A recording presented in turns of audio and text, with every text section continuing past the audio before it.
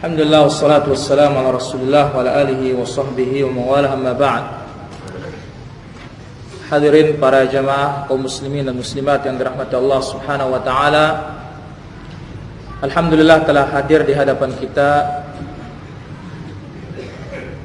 Syekh Abdurrahman Ibn Muhammad Ibn Musa Al-Nasr dari Yordania. Beliau adalah putra dari guru kita Syekh Dr. Muhammad Ibn Musa Al-Nasr, salah satu dari murid senior Al-Imam Al-Albani rahimahullah ta'ala. Dan beliau riwayat pendidikan S1 di Universitas Islam Madinah jurusan hadis. Kemudian beliau sekarang di Magister S2, demikian juga di Ulumul Hadis di Jami'ah Ulum Islamiyah di Yordania. Jadi beliau sekarang sedang melanjutkan dan menempuh pendidikan S2 beliau di bidang hadis juga. Fa al-waqt li Syekh Abdurrahman falyatafaddal mashkura. Innal hamdalillah nahmaduhu wa nasta'inuhu wa nastaghfiruh wa na'udzu billahi min shururi anfusina wa sayyiati a'malina. Man yahdihillahu fala mudilla lahu wa man yudlil fala hadiya lahu. وأشهد أن لا إله إلا الله وحده لا شريك له وأشهد أن محمدا عبده ورسوله. أما بعد، فإن المجالس تطيب بما يذكر فيها، وخير مذكور من البشر نبينا محمد صلى الله عليه وسلم، وحديثنا اليوم عن خصائصه صلى الله عليه وسلم ووجوب اتباعه وطاعته. رفع الله جل وعلا قدر نبيه عليه الصلاة والسلام وأعلى شأنه على خلقه أجمعين، فأخبر جل وعلا في كتابه أن طاعة نبيه صلى الله عليه وسلم طاعة له، أن طاعة نبيه صلى الله عليه وسلم طاعة له، فقال: من يطع الرسول فقد أطاع الله. وأخبر أن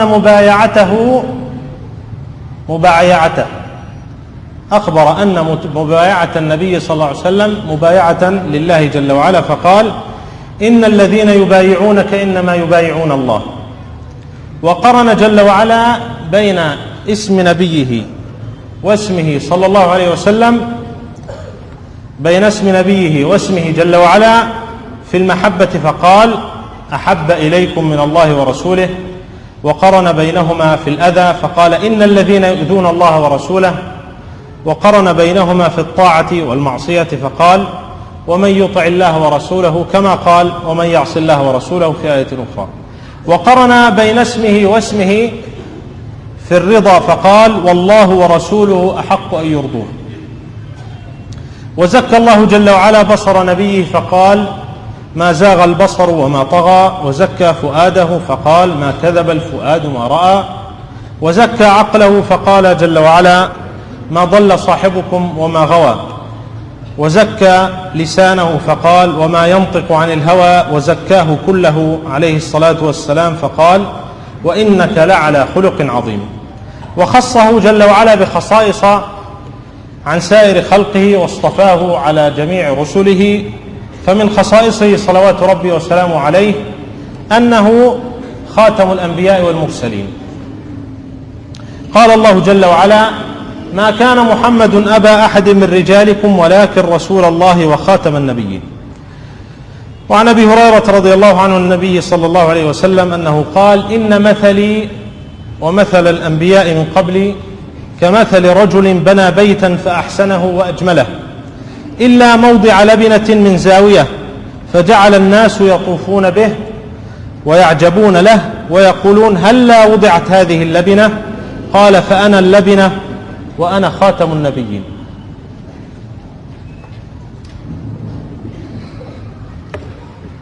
Hadirin kaum muslimin dan muslimat yang dirahmati Allah Azza wa Jalla,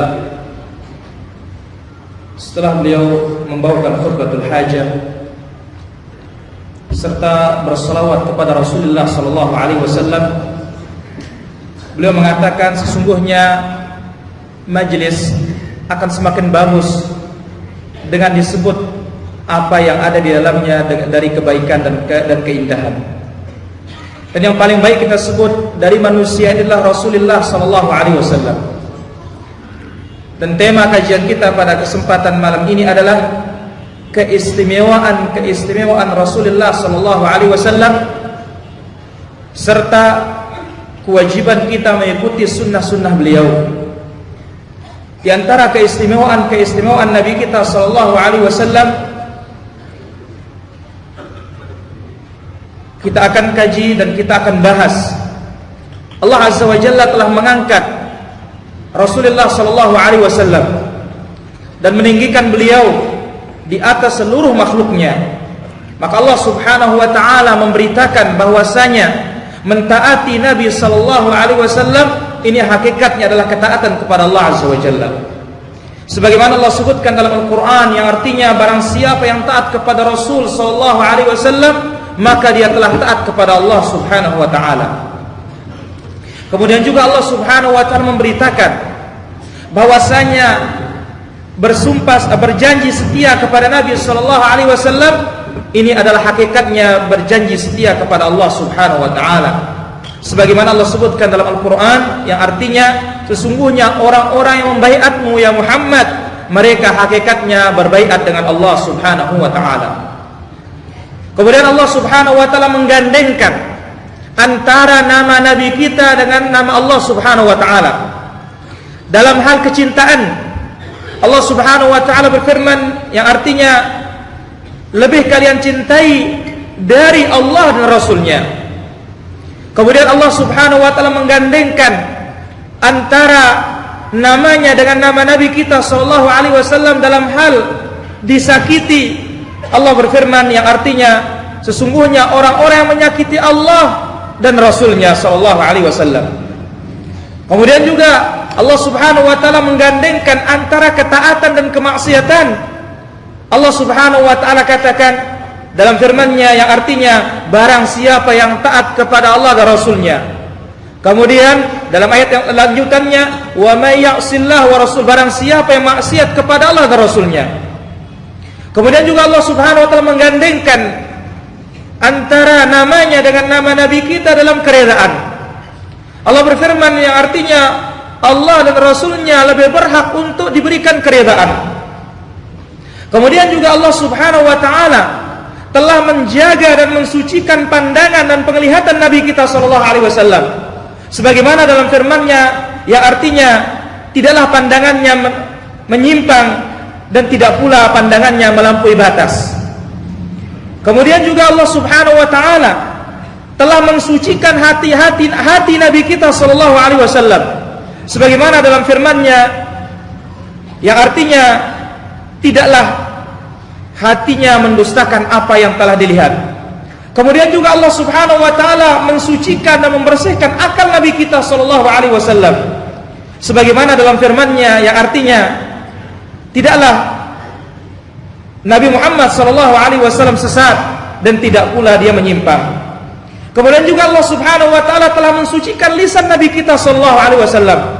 Sebagaimana dalam firman-Nya yang artinya tidaklah Muhammad berbicara dari hawa nafsunya.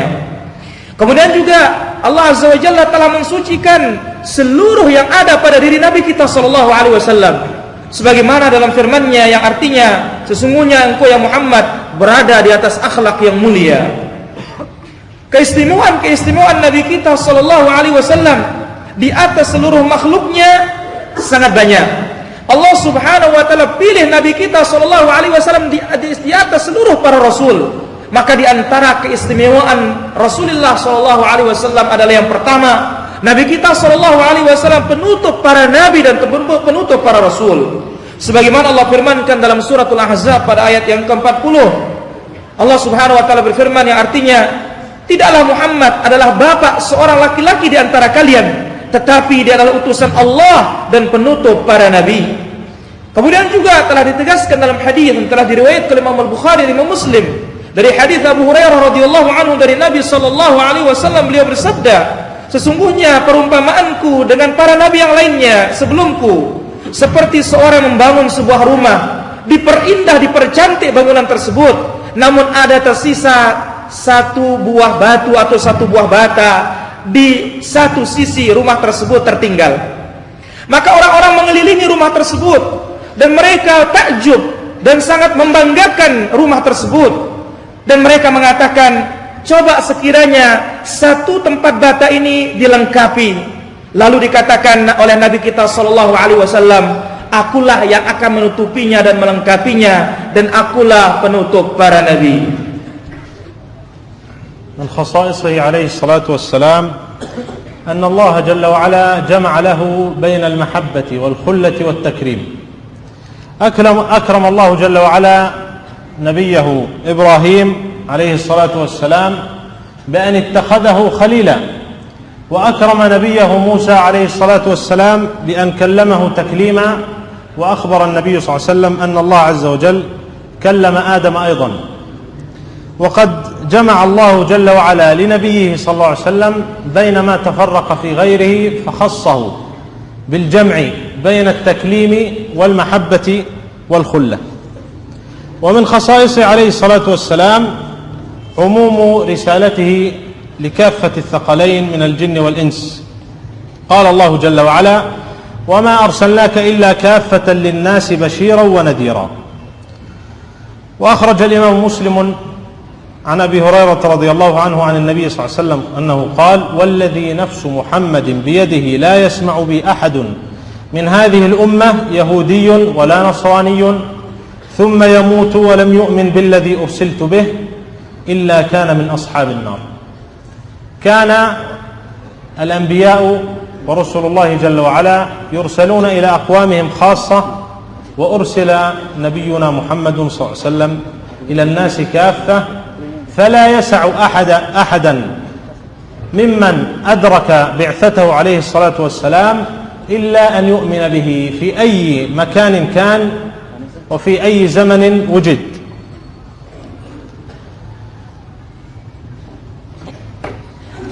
ومن خصائصه صلى الله عليه وسلم أن الله جل وعلا أيده بأعظم معجزة وأظهر آية، وهي القرآن العظيم. وهذه الآية الكريمة العظيمة باقية بخلاف آيات الرسل. آيات رسل الله قبل نبينا صلى الله عليه وسلم كانت تنقضي بموتهم، أما آية نبينا صلى الله عليه وسلم فهي باقية حتى يأذن الله عز وجل في آخر الزمان برفع الكتاب العزيز من الصدور ومن السطور. يقول الله جل وعلا: قل لئن اجتمعت الإنس والجن على أن يأتوا بمثل هذا القرآن لا يأتون بمثله ولو كان بعضهم لبعض ظهيرا. وقال جل وعلا: أولم يكفهم أنا أنزلنا عليك الكتاب يتلى عليهم إن في ذلك لرحمة وذكرى لقوم يؤمنون. وعن أبي هريرة في الصحيحين عن النبي صلى الله عليه وسلم أنه قال: ما من الأنبياء نبي إلا أعطي من الآيات ما مثله آمن عليه البشر، وإنما كان الذي أوتيته وحيا أوحاه الله إلي، فأرجو أن أكون أكثرهم تابعا يوم القيامة. Kemudian beliau hafizahullah ta'ala melanjutkan, di antara keistimewaan Rasulullah sallallahu alaihi wasallam yang telah diberikan oleh Allah Azza wa Jalla, Allah Subhanahu wa taala telah mengumpulkan bagi nabi kita sallallahu alaihi wasallam antara kecintaannya, kemudian kedekatannya, kemudian Allah berbicara dengannya. Yang mana Allah Subhanahu wa taala telah memuliakan Nabi Ibrahim dengan Allah menjadikan dia khalil, kekasihnya. Kemudian juga Nabi Musa telah dimuliakan oleh Allah Subhanahu wa taala, dijadikan sebagai kalim, Allah berbicara dengannya. Kemudian juga Adam alaihissalatu wassalam, Allah Subhanahu wa taala muliakan dia dengan al-kalim, diajak berbicara oleh Allah Subhanahu wa taala dengan langsung. Maka Nabi kita sallallahu alaihi wasallam secara khusus Allah Subhanahu wa taala kumpulkan sifat-sifat tersebut yang tidak dimiliki oleh para anbiya dengan menyeluruh, yaitu Nabi kita sallallahu alaihi wasallam dijadikan kekasihnya, khalilnya, dan orang yang diajak berbicara, Nabi yang diajak berbicara langsung oleh Allah Subhanahu wa taala. Kemudian yang ketiga, di antara keistimewaan Rasulullah sallallahu alaihi wasallam keumuman risalah yang dibawa oleh beliau bagi seluruh jin dan manusia, maka tidak ada jalan bagi seorang pun melainkan harus mengikuti Nabi SAW, beriman dengan risalahnya, sebagaimana Allah Subhanahu wa taala firmankan dalam surah Saba pada ayat yang ke-28 yang artinya, dan tidaklah kami mengutusmu ya Muhammad melainkan untuk seluruh manusia ini sebagai pembawa kabar berita gembira dan berita yang menakutkan. Hal ini pula telah dikeluarkan oleh Imam Muslim dalam sahihnya dari hadis Abu Hurairah radhiyallahu anhu dari Nabi sallallahu alaihi wasallam bahwasanya Rasulullah sallallahu alaihi wasallam bersabda yang artinya, demi Allah yang jiwa Muhammad berada di tangannya, tidaklah seorang pun dari umat ini, dari kalangan Yahudi maupun Nasrani, mendengar aku diutus oleh Allah Subhanahu wa taala, kemudian dia mati dalam keadaan tidak beriman terhadap apa yang aku utus dengannya, yang Allah utus aku dengannya, melainkan dia menjadi penduduk neraka. Para anbiya alaihi wassalatu wassalam diutus oleh Allah Subhanahu wa taala sebelum nabi kita kepada kaum mereka masing-masing. Adapun Nabi kita sallallahu alaihi wasallam diutus untuk seluruh makhluk ini, seluruh manusia ini. Maka tidak ada jalan bagi seorang pun yang mendengar Nabi kita sallallahu alaihi wasallam diutus dimanapun dan kapanpun, melainkan dia harus mengimani dan mengikuti Rasulullah sallallahu alaihi wasallam. Kemudian keistimewaan yang keempat, Allah Azza wa Jalla telah mendukung Nabi kita dan membela Nabi kita dan mendorong Nabi kita dengan mukjizat yang paling agung. Dan Allah Subhanahu wa taala nampakkan ayatnya, mukjizatnya, kebesarannya, yaitu apa? Al-Qur'anul Azim, Quran yang mulia, Quran yang agung. Para anbiya alaihi wassalatu wassalam telah diberikan juga mukjizat oleh Allah Subhanahu wa taala. Namun ketika mereka wafat, maka hilang pula mukjizat itu. Adapun Nabi kita sallallahu alaihi wasallam, mukjizat tersebut akan tetap sampai datangnya kiamat kelak, terjaga dari berbagai macam bentuk penggantian dan perubahan. Hal ini telah disebutkan oleh Allah Azza wa Jalla dalam Al-Quran. Yang pertama dalam surah Al-Isra pada ayat yang ke-28, Allah berfirman yang artinya, katakanlah sekiranya manusia dan jin berkumpul untuk mendatangkan yang semisal dengan Al-Quran ini, mereka tidak akan mampu untuk mendatangkannya meskipun satu sama lain saling tolong menolong. Kemudian juga dalam ayat yang lain dalam surah Al-Ankabut pada ayat yang ke-51, Allah Azza wa Jalla berfirman yang artinya, apakah tidak cukup bagi mereka kami telah turunkan atasmu ya Muhammad Al-Quran, Al-Kitab, dibacakan atas mereka, sesungguhnya di dalamnya ada kasih sayang dan peringatan bagi orang-orang yang beriman. Telah disebutkan pula dalam hadis yang diriwayatkan oleh Imam Al-Bukhari dan juga Imam Muslim dalam sahihnya dari hadis Abu Hurairah radhiyallahu anhu dari Nabi sallallahu alaihi wasallam, Nabi kita alaihi salatu wasallam bersabda, setiap para anbiya diberikan oleh Allah Subhanahu wa taala ayat, tanda-tanda kebenaran risalah yang dibawa yang semisal dengan apa yang diimani oleh manusia di zaman itu. Adapun yang aku diberikan oleh Allah Subhanahu wa taala adalah wahyu yang diwahyukan oleh Allah Subhanahu wa taala kepadaku, maka aku berharap akulah yang paling banyak pengikutku nanti pada hari kiamat. Min khasaisihi sallallahu alaihi wasallam anna Allah jalla wa ala ghafara lahu ma taqaddama min dhanbihi wa ma ta'akhkhar. ولم يكن هذا لغيره صلوات ربي وسلامه عليه. قال الله جل وعلا إنا فتحنا لك فتحا مبينا ليغفر لك الله ما تقدم من ذنبك وما تأخر ويتم نعمته عليك ويهديك صراطا مستقيما. ومن خصائصه أيضا عليه الصلاة والسلام أن الله جل وعلا رفع ذكره ونهى أمته عن مناداته باسمه ولم يناده ربه باسمه أبدا بخلاف غيره من الرسل.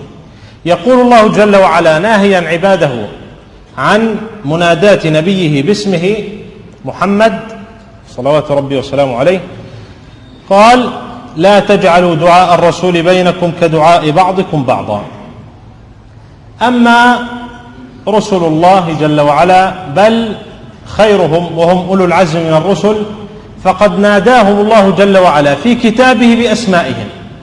أما نبينا عليه الصلاة والسلام فلم يناده باسمه، وإنما يا أيها النبي يا أيها الرسول، وإنما جاء ذكر نبينا باسمه محمد في سياق الخبر من غير أن يكون من قول الله لنبيه عليه الصلاة والسلام. نادى الله عز وجل نوحا وهو أول رسول أرسله الله، ناداه باسمه، قال يا نوح إنه ليس من أهلك إنه عمل غير صالح. ونادى إبراهيم باسمه كما قال جل وعلا وناديناه أي يا إبراهيم. ونادى عيسى باسمه كما قال جل وعلا إذ قال الله يا عيسى إني متوفيك ورافعك إلي. ونادى موسى باسمه فقال يا موسى إني اصطفيتك على الناس برسالاتي وبكلامي. Kemudian beliau hafizahullah ta'ala melanjutkan di antara keistimewaan Rasulullah sallallahu alaihi wasallam bahwasanya Allah Subhanahu wa taala telah mengampuni dosa-dosa beliau yang lampau maupun yang akan datang. Dan hal ini tidak diberikan kepada siapapun. Maka salawat serta salam bagi Rasulullah sallallahu alaihi wasallam. Hal ini telah ditegaskan oleh Allah Azza wa Jalla dalam Al-Qur'an, yang artinya sungguhnya kami telah membukakan bagimu kemenangan yang nyata, agar Allah Subhanahu wa taala mengampuni dosa-dosamu yang telah lewat dan yang akan datang, dan Allah menyempurnakan nikmatnya bagimu dan menunjukimu jalan yang lurus. Kemudian di antara keistimewaan baginda Rasulullah sallallahu alaihi wasallam yaitu Allah Azza wa Jalla telah mengangkat penyebutan Nabi kita sallallahu alaihi wasallam, penyebutan nama beliau sallallahu alaihi wasallam, dan melarang umat ini untuk memanggil beliau dengan namanya, sehingga Allah Subhanahu wa taala tidak pernah menyeru nabinya dengan menyebut namanya, sama sekali tidak pernah disebut ketika dipanggil. Lain halnya dengan para anbiya dan para rasul yang lainnya. Kita ambil contoh ya. Di sini Allah Subhanahu wa taala telah menjelaskan di dalam surah Nur pada ayat yang ke-63. Allah berfirman yang artinya, janganlah kalian jadikan panggilan kalian kepada Rasul seperti kalian memanggil kawan kalian satu sama lainnya. Para anbiya, para Rasul yang kita mengetahui mereka ulul azmi minar rusul, seperti Nabi Allah, Musa, Isa, Ibrahim, semuanya itu dipanggil Allah Subhanahu wa taala dengan nama mereka masing-masing. Dan tidak ada satupun dalam Al-Quran nama Nabi kita disebut dengan bentuk panggilan ya Muhammad, tidak ada. Kecuali ada nama Muhammad, namun ayat tersebut dalam bentuk berita, bukan dalam bentuk pemanggilan. Kita melihat para anbiya alaihi wassalatu wassalam, di antaranya Nabi Nuh alaihi wassalatu wassalam, ulul azmi minar rusul. Apa kata Allah Azza wa Jalla dalam Al-Quran? Menyeru memanggil nabinya dengan menyebut namanya, yaitu Nuh. Allah berfirman yang artinya, Allah berfirman, wahai Nuh, sesungguhnya anakmu itu bukan termasuk keluargamu, sungguh dia telah beramal bukan dengan amal yang saleh. Kemudian Nabi Allah Ibrahim alaihissalatu wassalam, Allah Subhanahu wa taala panggil dia dengan namanya, dengan disebut namanya dengan jelas dan terang. Allah berfirman yang artinya, dan kami panggil dia wahai Ibrahim. Kemudian juga Nabi Allah Isa alaihissalatu wassalam, Allah Azza wa Jalla panggil dia dengan namanya, sebagaimana dalam firman-Nya yang artinya Allah Subhanahu wa taala berfirman ketika Allah Subhanahu wa taala berkata, wahai Isa, sungguh aku mewafatkanmu dan mengangkatmu kepadaku. Kemudian juga Nabi Allah Musa alaihissalatu wassalam, Allah panggil dia, Allah seru dia dengan namanya, sebagaimana dalam firman-Nya yang artinya Allah berfirman, qala ya Musa, Allah berfirman, wahai Musa, aku telah memilihmu di atas seluruh manusia ini dengan risalahku dan ucapanku. من خصائصه صلى الله عليه وسلم أن له المقامات العظيمة يوم القيامة التي لم تكن لغيره صلى الله عليه وسلم. فمن ذلك أنه سيد ولد آدم يوم القيامة، وأول من ينشق عنه القبر، وأول شافع وأول مشفع. فعن أبي هريرة رضي الله عنه قال قال رسول الله صلى الله عليه وسلم أنا سيد ولد آدم يوم القيامة، وأول من ينشق عنه القبر، وأول شافع وأول مشفع. ومن ذلك أيضا أنه صلى الله عليه وسلم صاحب المقام المحمود، وهي الشفاعة العظمى التي تكون في فصل القضاء إذا اشتد الموقف بالعباد يوم القيامة، فيسألون الشفاعة من رسل الله عليهم الصلاة والسلام فيتدافعونها حتى تؤول إلى رسول الله صلى الله عليه وسلم فيقول أنا لها أنا لها. قال الله جل وعلا عسى أن يبعثك ربك مقاما محمودا، وهي الشفاعة العظمى كما بينه العلماء. ومن ذلك أنه صلى الله عليه وسلم أول من يستفتح باب الجنة وأول من يدخلها، لا يدخل الجنة أحد قبله. ومن ذلك أيضا أنه صلى الله عليه وسلم صاحب الوسيلة، وهي أعلى درجة من درجات الجنة، كما دل على ذلك حديث عبد الله بن عمرو رضي الله عنه أنه سمع رسول الله صلى الله عليه وسلم يقول إذا سمعتم المؤذن فقولوا مثل ما يقول ثم صلوا علي فإنه من صلى علي صلاة صلى الله عليه بها 10 ثم سلوا الله لي الوسيلة فإنها منزلة في الجنة لا تنبغي إلا لعبد من عباد الله وأرجو أن أكون أنا هو، فمن سأل لي الوسيلة حلت له الشفاعة. Kemudian beliau hafizahullah ta'ala melanjutkan di antara keistimewaan baginda Rasulullah sallallahu alaihi wasallam. Rasulullah sallallahu alaihi wasallam telah diberikan oleh Allah Subhanahu wa taala kedudukan yang sangat agung pada hari kiamat. Yang mana kedudukan yang mulia dan agung ini tidak diberikan dan tidak dimiliki oleh siapapun dari manusia ini. Maka di antara kedudukan yang mulia yang diberikan oleh Allah Azza wa Jalla bagi Nabi kita sallallahu alaihi wasallam, yang pertama, dia adalah penghulunya anak Adam, tuannya anak Adam hari kiamat, dan dialah orang yang pertama kali kuburnya terbuka, dan dialah yang pertama kali akan memberi syafaat dan yang diberi syafaat. Hal ini telah ditegaskan dalam hadis Abu Hurairah radhiyallahu anhu. Beliau mengatakan Rasulullah sallallahu alaihi wasallam bersabda yang artinya, akulah penghulunya, akulah tuannya anak Adam pada hari kiamat, dan akulah orang yang pertama kali kuburnya terbuka, dan aku pula yang pertama kali memberi syafaat dan yang pertama kali diberi syafaat oleh Allah Azza wa Jalla. Kemudian di antara bentuk-bentuk kedudukan yang mulia diberikan oleh Allah Azza wa Jalla bagi Nabi kita sallallahu alaihi wasallam pada hari kiamat, yaitu Nabi kita adalah sahibul maqamul mahmud. Dialah Nabi kita yang akan memberi syafaatul uzma, syafaat yang paling besar, untuk diberikan kepada manusia keputusan mereka masing-masing, yang mana sebelumnya para anbiya, para rasul, orang rasul-rasul yang mulia satu sama lain saling tunjuk untuk memberikan syafaat tersebut, akhirnya berakhir kepada Nabi kita sallallahu alaihi wasallam. Maka di saat itu pula Nabi kita sallallahu alaihi wasallam mengatakan, akulah yang punya bagian ini, akulah yang punya bagian hal ini. Hal ini telah disebut oleh Allah Azza wa Jalla di dalam Al-Quran, dalam surah Al-Isra pada ayat yang ke-79. Allah berfirman yang artinya, mudah-mudahan Rabbmu mengutus kamu di tempat yang terpuji. Kemudian di antara kemuliaan dan kedudukan yang agung yang diberikan oleh Allah Azza wa Jalla bagi Nabi kita sallallahu alaihi wasallam pada hari kiamat, dialah Nabi kita orang yang pertama kali membuka pintu surga, dan dia pula yang pertama kali masuk ke dalamnya, dan tidak ada seorang pun masuk sebelum Nabi kita sallallahu alaihi wasallam.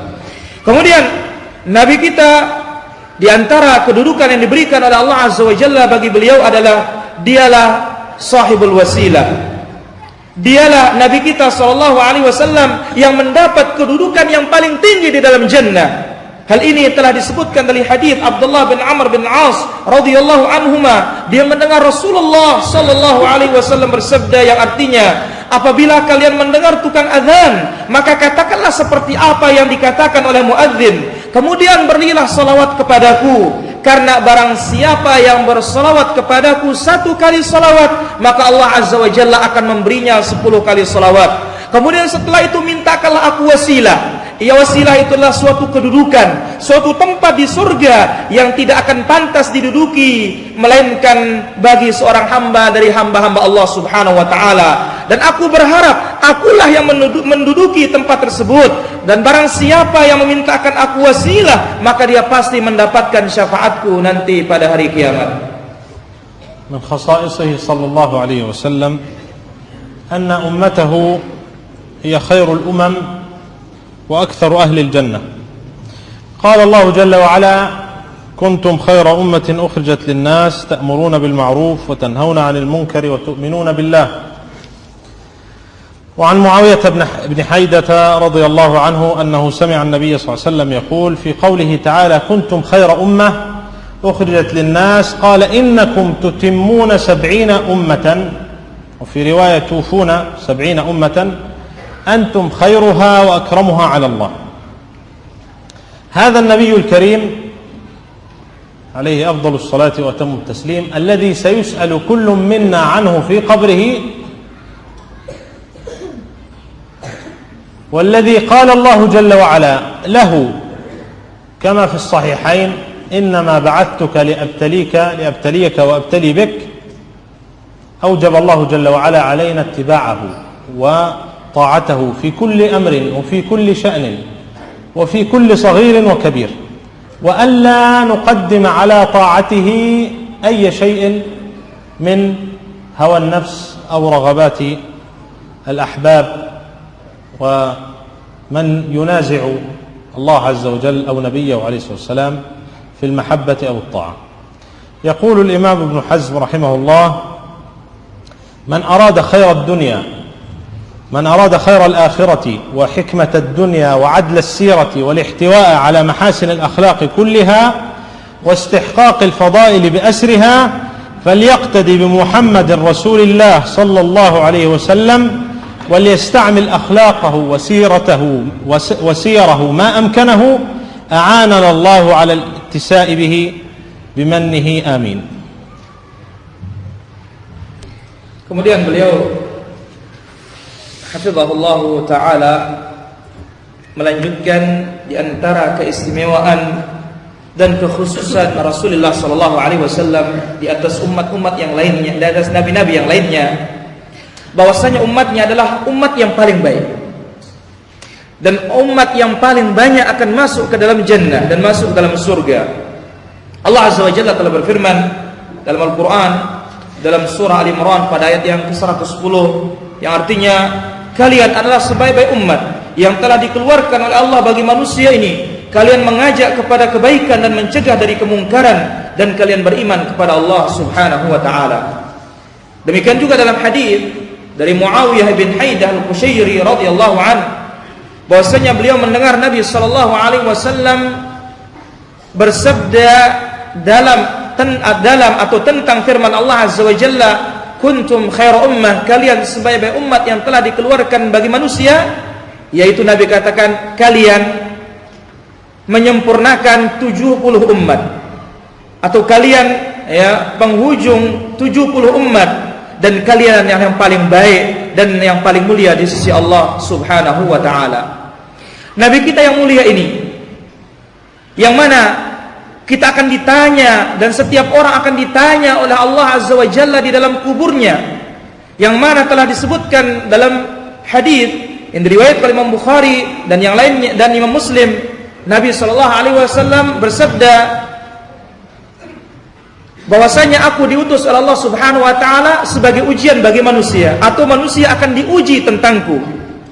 Allah Azza wa Jalla telah mewajibkan kita untuk mentaati beliau dalam perkara kecil maupun perkara besar, dan tidak boleh kita mendahului Nabi sallallahu alaihi wasallam di atas segala-galanya, di atas ketaatan kepada siapapun, di atas hawa nafsu kita, di atas diri kita, di atas segala yang kita senangi dan kita cintai, yang mana hal tersebut akan merusak kecintaan kita dan ketaatan kita kepada Allah dan Rasulullah sallallahu alaihi wasallam. Maka Allah Azza wa Jalla telah mewajibkan kita untuk mengikuti Rasulullah sallallahu alaihi wasallam. Al-Imam Ibnu Hazm rahimahullahu taala telah berkata, barang siapa yang menghendaki kebaikan akhirat dan hikmah dunia dan perangai yang bagus, kemudian akhlak yang mulia, dan mendapatkan keutamaan-keutamaan secara menyeluruh, maka hendaklah dia mengikuti Muhammad Rasulullah sallallahu alaihi wasallam. Pergunakanlah akhlak beliau, perangai beliau semampu kalian.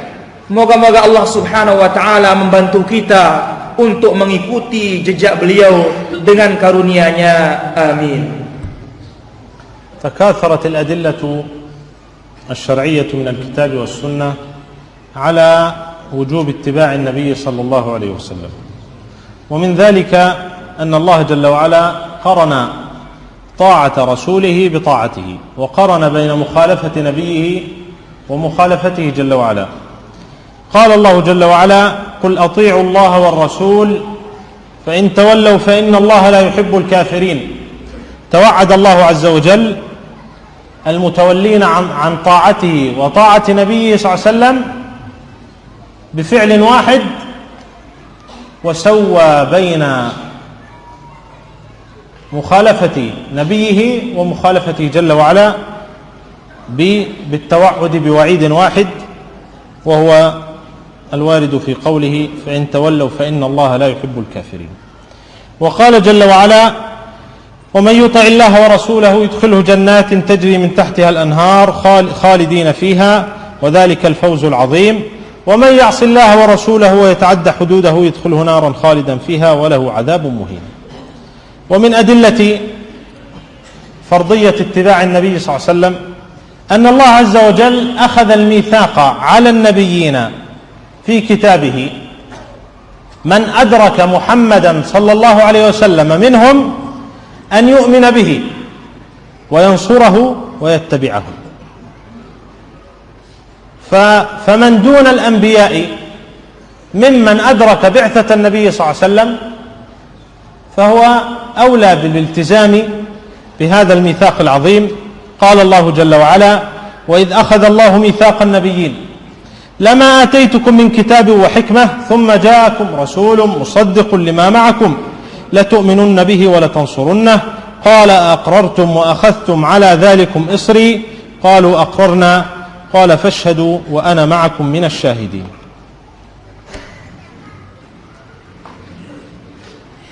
Kemudian beliau hafizahullah taala melanjutkan, Allah Azza wa Jalla telah mewajibkan atas makhluk ini mengikuti Rasulullah sallallahu alaihi wasallam. Dalil-dalil yang memerintahkan kita dan mewajibkan kita untuk mengikuti Nabi sallallahu alaihi wasallam dari Al-Qur'an maupun dari sunnah sangat banyak. Di antaranya Allah Azza wa Jalla berfirman, atau di antaranya Allah Subhanahu wa taala telah menggandengkan antara ketaatan kepada Allah dan ketaatan kepada Rasul sallallahu alaihi wasallam. Kemudian Allah Subhanahu wa taala juga menggandengkan antara menyelisihi Nabi sama dengan menyelisihi Allah Subhanahu wa taala. Allah Subhanahu wa taala berfirman dalam surah Al-Imran pada ayat yang ke-32. Yang artinya, katakanlah taatlah kalian kepada Allah dan Rasul, jikalau mereka berpaling, maka Allah Subhanahu wa taala tidak mencintai dan tidak menyukai orang-orang kafir. Dalam ayat ini Allah Azza wa Jalla mengancam dengan kata kerja yang satu. Bagi yang maksiat kepada Allah sama, atau bagi yang maksiat kepada Rasul sallallahu alaihi wasallam, maka hakikatnya dia maksiat kepada Allah Azza wa Jalla. Maka disebutkan di akhir ayat, fa in tawallau, jikalau mereka berpaling, maka Allah Subhanahu wa taala tidak mencintai orang-orang yang kafir. Kemudian juga dalam ayat yang lain Allah Azza wa Jalla sebutkan dalam surah Nisa pada ayat yang ke-14 yang 13 sampai 14, yang artinya barang siapa yang taat kepada Allah dan Rasulnya, maka Allah Subhanahu wa taala masukkan dia ke dalam jannah, ke dalam surga yang di bawahnya mengalir sungai-sungai, kekal di dalamnya. Itulah dia keberuntungan yang sangat besar. Dan barang siapa yang maksiat kepada Allah dan Rasulnya dan melampaui batasan-batasannya, Allah masukkan dia ke dalam neraka, kekal di dalamnya, dan baginya azab yang sangat menghinakan.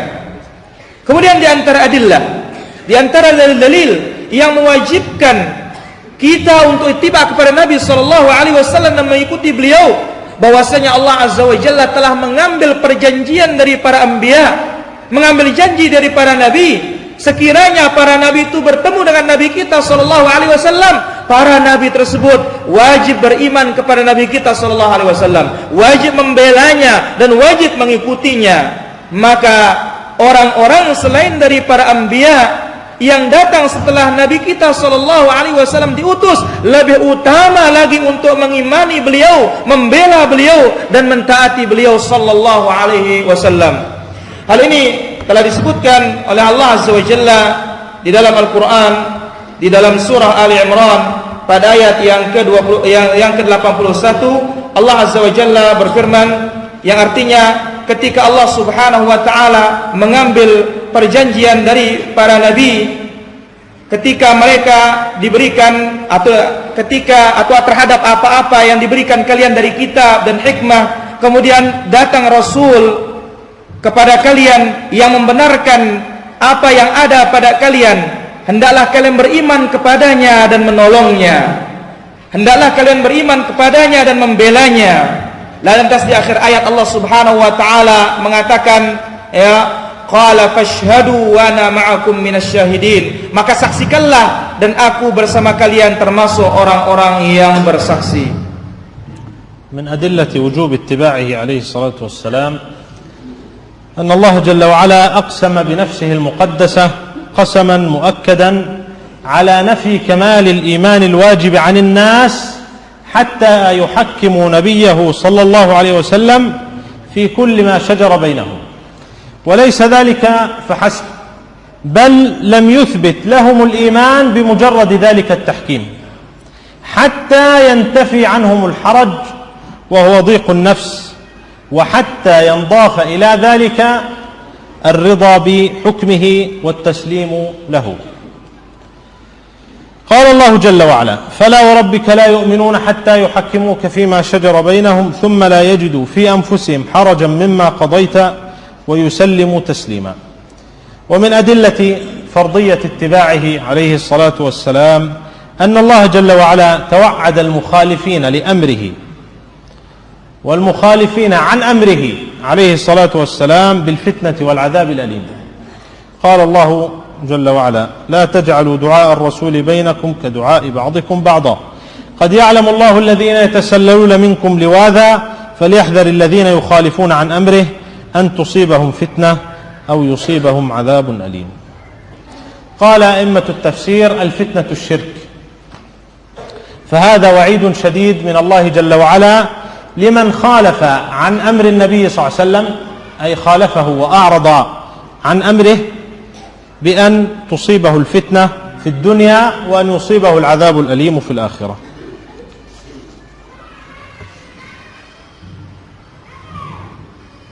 Kemudian beliau hafizahullah taala menjelaskan di antara dalil-dalil yang mewajibkan kita ittiba' kepada Nabi sallallahu alaihi wasallam bahwasanya Allah Subhanahu wa taala telah bersumpah dengan namanya sendiri yang mulia, dengan sumpah yang pasti, dengan sumpah yang sangat kuat yang meniadakan kesempurnaan iman yang wajib atas setiap orang, sehingga manusia ini menjadikan Nabi Muhammad SAW sebagai hakim, sebagai pemutus perkara mereka yang mereka perselisihkan.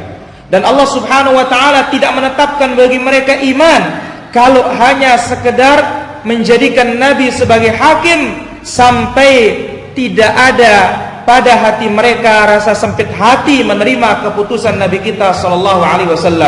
Bahkan juga sampai ditambah dengan mereka harus ridha terhadap keputusan Nabi SAW dan menerima selapang-lapangnya keputusan beliau. Hal ini telah disebutkan oleh Allah Azza wa Jalla dalam surah Nisa pada ayat yang ke-65. Maka sekali-kali tidak, demi Rabbmu, mereka tidak beriman sehingga mereka menjadikanmu hakim dalam masalah yang mereka perselisihkan. Kemudian tidak ada mereka dapatkan di hati mereka, di dada mereka rasa sempit terhadap keputusanmu, dan mereka menerima selapang-lapangnya. Kemudian di antara dalil-dalil yang mewajibkan kita ittiba kepada Nabi sallallahu alaihi wasallam yaitu firman Allah Azza wa Jalla, yaitu Allah Subhanahu wa taala mengancam orang-orang yang menyelisih perintah Nabi sallallahu alaihi wasallam, yaitu mereka diancam oleh Allah dengan akan ditimpakan fitnah dan akan ditimpakan azab yang sangat menyakitkan. Allah Azza wa Jalla telah berfirman dalam surah Nur pada ayat yang ke-63, yang artinya, janganlah kalian menjadikan panggilan kalian kepada Rasul seperti kalian memanggil satu sama lain. Allah Subhanahu wa taala telah mengetahui orang-orang meninggalkanmu berangsur-angsur, maka waspadalah orang-orang yang menyelisih perintahmu, mereka akan ditimpa musibah, mereka akan ditimpa fitnah, atau mereka akan ditimpakan azab yang sangat pedih. Para ulama tafsir rahimahumullah taala mengatakan, fitnah yang akan ditimpakan bagi orang menyelisih perintah Nabi sallallahu alaihi wasallam yaitu adalah kesyirikan. Maka Allah Subhanahu wa taala telah memberi ancaman yang sangat dahsyat, yang sangat keras bagi orang-orang yang menyelisih perintah Nabi sallallahu alaihi wasallam, yang berpaling dari Nabi sallallahu alaihi wasallam, dengan akan diberikan fitnah di dunia dan akan diazab oleh Allah Azza wa Jalla dengan azab yang pedih di akhirat. من حقوقه عليه الصلاة والسلام ومن أدلة فرضية اتباعه أن الله جل وعلا جعل علامة محبته الصادقة اتباع نبيه صلى الله عليه وسلم. امتحن الله جل وعلا أدعياء محبته بامتحان عظيم، فقال جل وعلا: قل إن كنتم تحبون الله فاتبعوني يحببكم الله ويغفر لكم ذنوبكم والله غفور رحيم. امتحن الله جل وعلا أدعياء محبته بصدق اتباعهم لنبيه صلى الله عليه وسلم، وجعل الثواب على ذلك أمرين عظيمين، وهو أن ينالوا محبة الله لهم وأن يغفر الله لهم. قال الله جل وعلا: فاتبعوني يحببكم الله ويغفر لكم ذنوبكم والله غفور رحيم. الصادق في حبه لله يتبع رسول الله جل وعلا في كل باب من أبواب الدين، يتبع النبي صلى الله عليه وسلم في أمور الاعتقاد، يتبع النبي صلى الله عليه وسلم إذ قال: من كان حالفا فليحلف بالله، ويحذر من ما جاء في قوله: من حلف بغير الله فقد أشرك. ويتبع النبي صلى الله عليه وسلم في قوله: الدعاء هو العبادة فلا يصرفه إلا لله جل وعلا. ويتبع نبيه صلى الله عليه وسلم في قوله: لا تجعلوا قبري عيدا، فلا يجعل زيارته للقبور ومنها قبر النبي صلى الله عليه وسلم عيدا يعتاد في وقت معين وفي صورة متكررة ويتعبد لله بذلك.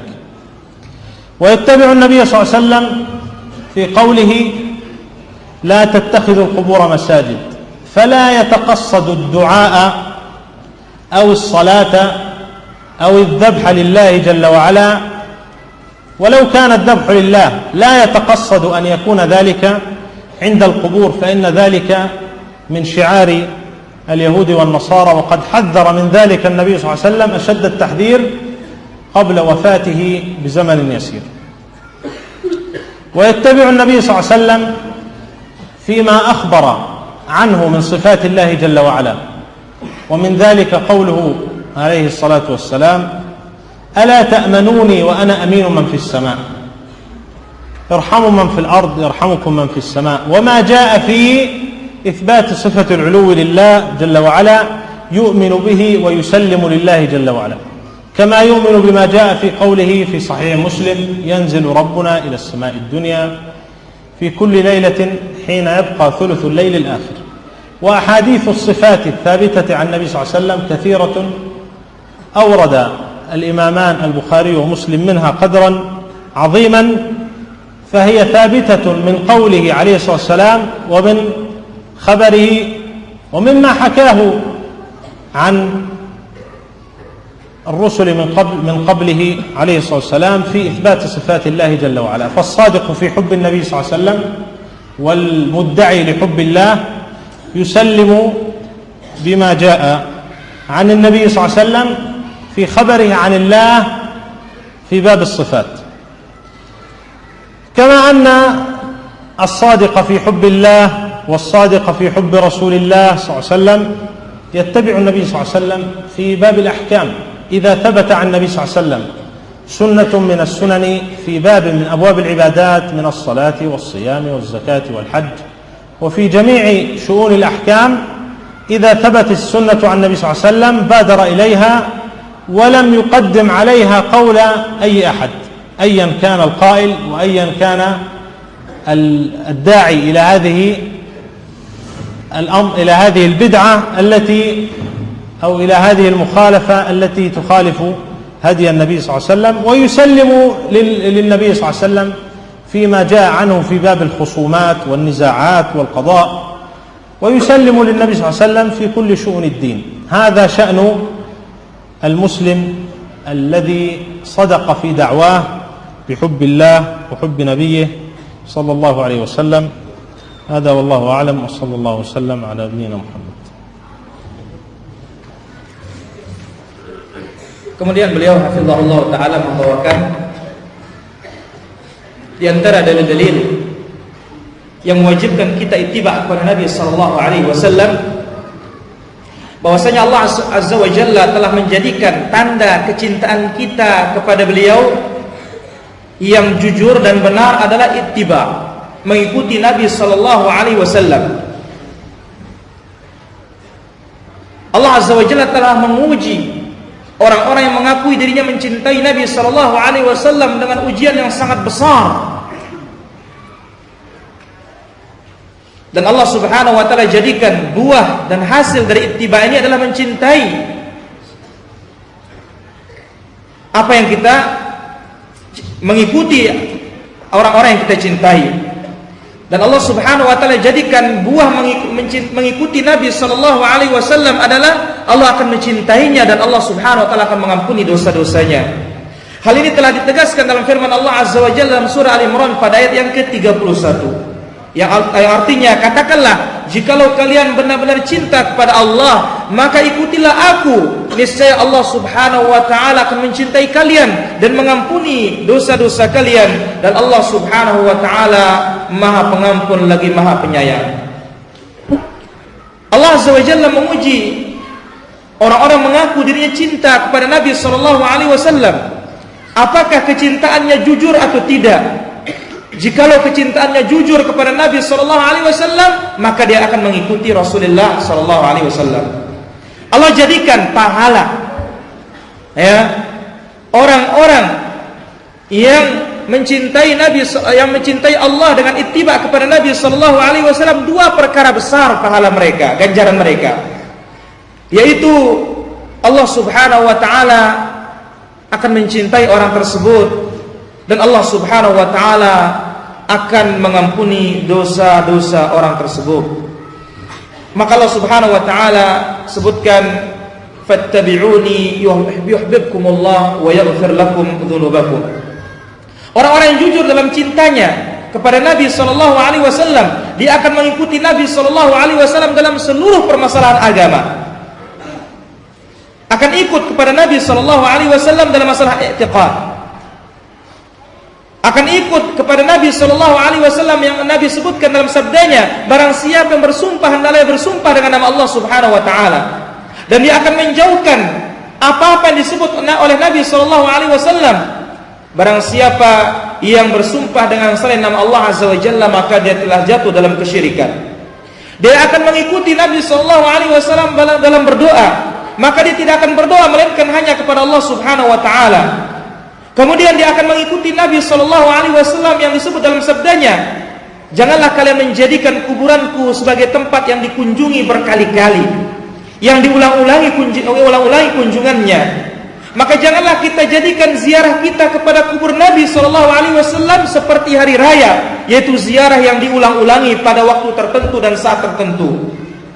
Kemudian di antara bentuk kecintaan kita kepada Nabi sallallahu alaihi wasallam, kita ikuti Nabi sallallahu alaihi wasallam dalam sabdanya, janganlah kalian jadikan kuburanku sebagai masjid atau tempat ibadah. Jangan kita bertujuan datang ke kubur Nabi sallallahu alaihi wasallam atau kubur yang lainnya untuk beribadah di atasnya, meminta kepadanya, karena hal tersebut merupakan syiar dan tanda-tanda amalan-amalan orang-orang Yahudi dan orang-orang Kristen yang telah diingatkan oleh Nabi sallallahu alaihi wasallam sebelum beliau wafat. Beberapa saat ketika Nabi sallallahu alaihi wasallam wafat, Nabi alaihi salatu wasallam mengingatkan akan bahayanya hal tersebut. Kemudian kita ittiba juga kepada Nabi sallallahu alaihi wasallam terhadap berita-berita yang dibawa oleh beliau tentang sifat-sifat Allah Subhanahu wa taala. Di antaranya dalam sabda beliau, "Tidakkah kalian mengamanati aku atau percaya kepadaku dan aku ini dipercayai oleh yang di langit, yaitu Allah Subhanahu wa taala." Kemudian juga dalam sabdanya, "Kasihanilah orang yang ada di muka bumi ini, niscaya yang di atas langit mengasihani kalian atau merahmati kalian." Kemudian kita mengikuti Nabi sallallahu alaihi wasallam yang berkaitan dengan sifat Allah Azza wa Jalla, di antaranya sifatul ulu, sifat yaitu Allah Subhanahu wa taala tinggi dan Allah Subhanahu wa taala di atas. Sebagaimana dalam Sahih Muslim, Nabi sallallahu alaihi wasallam bersabda yang artinya, "Rabb kita turun ke langit dunia ketika tersisa sepertiga terakhir malam." Dan hadis-hadis sifat yang telah disebutkan oleh Imam Al-Bukhari dan juga diriwayatkan oleh Imam Muslim dengan jumlah yang sangat banyak, semua itu sahih dan datang dari Nabi sallallahu alaihi wasallam dalam sabdanya, dalam beritanya, dan apa yang dibawakan dari para rasul-rasul sebelumnya dari membenarkan sifat-sifat Allah Subhanahu wa taala. Maka seorang muslim yang jujur dalam ittiba'nya, dia membenarkan apa yang datang dari Allah dan apa yang datang dari Nabi sallallahu alaihi wasallam dalam bab sifat. Sebagaimana juga orang-orang yang jujur kecintaannya kepada Nabi sallallahu alaihi wasallam atau kepada Allah dan ittiba'nya kepada Nabi sallallahu alaihi wasallam, dia mengikuti Nabi alaihi salatu wasallam dalam masalah hukum, dalam masalah ibadah, salat, zakat, puasa dan yang lainnya. Demikian juga mengikuti Nabi sallallahu alaihi wasallam dalam seluruh hukum dan permasalahan agama, dan tidak mendahulukan ucapan siapapun di atas ucapan Allah dan ucapan Nabi sallallahu alaihi wasallam, atau mengedepankannya dengan perbuatan mendahulukan perkara-perkara bid'ah di atas ittiba' kepada Nabi sallallahu alaihi wasallam. Kita ikuti Nabi alaihi salatu wasallam, kita patuhi Nabi sallallahu alaihi wasallam dalam masalah al-khusumat yang mana telah disebut oleh para ulama kita dalam kitab-kitab mereka tentang bagaimana menyelesaikan suatu permasalahan. Kemudian masalah kehakiman dan semisalnya, kita mengikuti Nabi sallallahu alaihi wasallam dan mengedepankan Nabi sallallahu alaihi wasallam. Demikian juga kita mengikuti Nabi sallallahu alaihi wasallam dalam seluruh perkara agama ini. Inilah dia sifat dan karakteristik seorang muslim yang jujur pengakuannya dalam mencintai Rasulullah sallallahu alaihi wasallam. Demikian yang bisa disampaikan oleh beliau. Salawat dan salam semoga tercurahkan terus bagi baginda Rasulullah sallallahu alaihi wasallam, keluarganya, sahabatnya, dan yang mengikuti beliau sampai hari akhir. Allah.